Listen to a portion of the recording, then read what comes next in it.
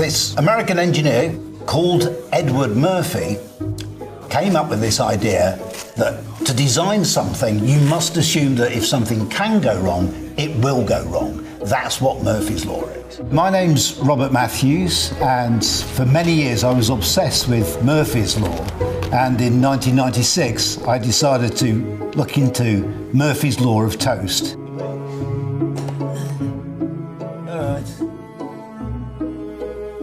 So now, 30 years later, Enterogermina, is that how you pronounce it? The probiotic brand, have asked me to try and disprove what I've already proven. They've asked me to design a piece of toast that tends to land butter side up. It's ridiculous. This is not going to end well.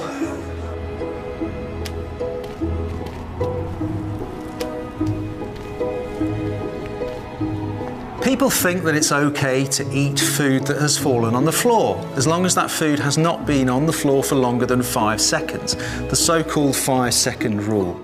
This is incorrect. As soon as food touches the floor, it can become contaminated with potentially harmful microorganisms such as bacteria and fungi. If I'm at home and I drop a biscuit on the floor, I'll probably eat it. Depends how long on the floor for. Like 5-second rule on the floor. But longer than that, no. I never do. My husband does, though. He says it's the 5-second rule, and I hate that 5-second rule. I would just blow on it, and just put it in my mouth. Sometimes I don't even want to kiss him. Simply blowing the food is not sufficient to remove those organisms, but we can take probiotics to strengthen our gut microflora to prevent infection from occurring. It wouldn't matter what side it landed on. I'd still eat it. I don't care about the germs in my floor because it's pretty clean. If it falls on the non-toasted one, whatever you put on, you can definitely grab it and just get eating. Okay, so as a piece of toast starts to slide off a table, it starts to break into a spin, okay? And the problem is that it doesn't spin fast enough to land butter side up before it hits the ground. This is expressed by this equation here, okay? That's why toast lands butter side down, okay? Because the angle through which it's spun is within those two limits. I did some experiments with real pieces of toast just to check, and I did that probably about 100 times. But to really show that there's something in it, you have to do the mathematics. And I found that Murphy was right, that toast really does tend to land butter side down. When I published the paper in the scientific journal, I got a huge amount of media coverage. I mean, you know, in the British media, on the front page of Scientific American, TV companies, film crews from Germany, Brazil, America. I got a call, they said, Robert, we want to give you the Ig Nobel Prize for Physics. I even got a letter from the Chief Scientific Advisor to Her Majesty's government. So they were all just fascinated by it. If I dropped some food at home, would I eat it? Yes. When I was asked to come up with a solution to Murphy's Law of toast, I thought, well, how am I going to do that? So I need to look at the equations again to see if there's something I can alter to make the toast land butter side up more often. Well, imagine that this is a piece of toast, right? As it slides off a table, maybe we can change how fast a piece of toast spins on the way down, or how long it takes to hit the floor. But there are other factors as well, like friction and also aerodynamics. If it flies off, there'll be some effect that might keep it the right way up. I don't know. We're going to have to do some research.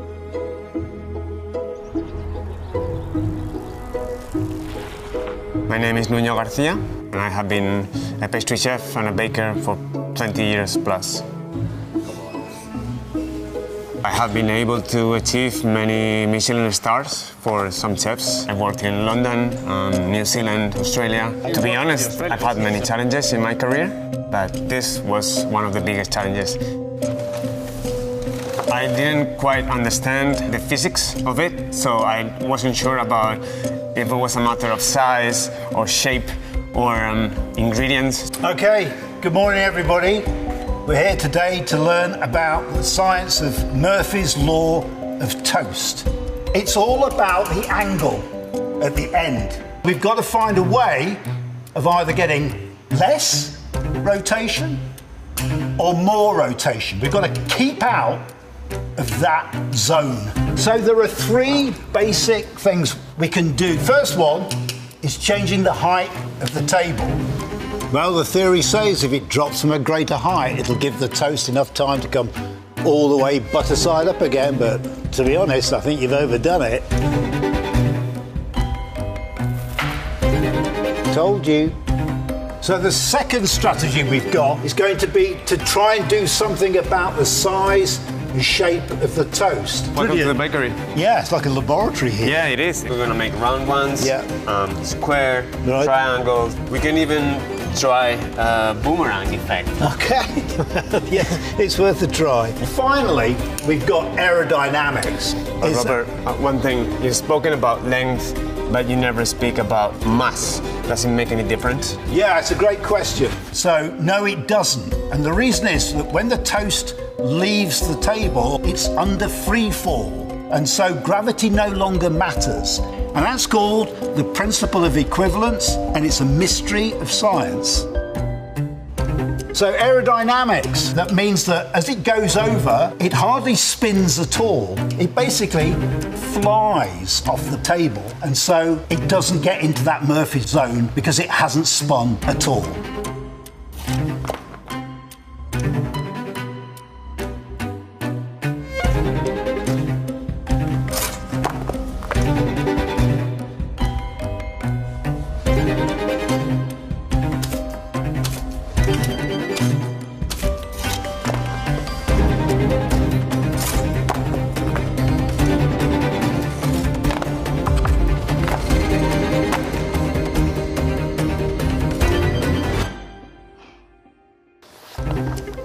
Okay, so I think this could work.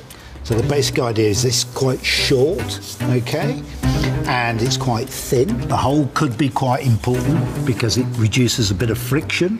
Think you can make it? I think so. Okay, great.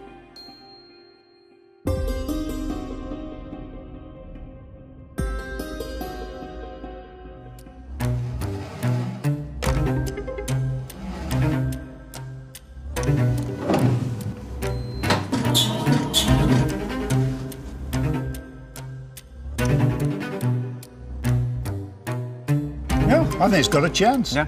Let's give it a go. Yeah.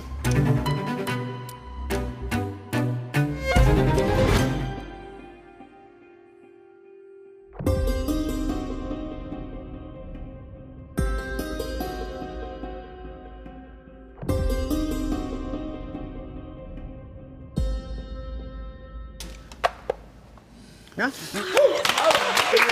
Finally. Yeah.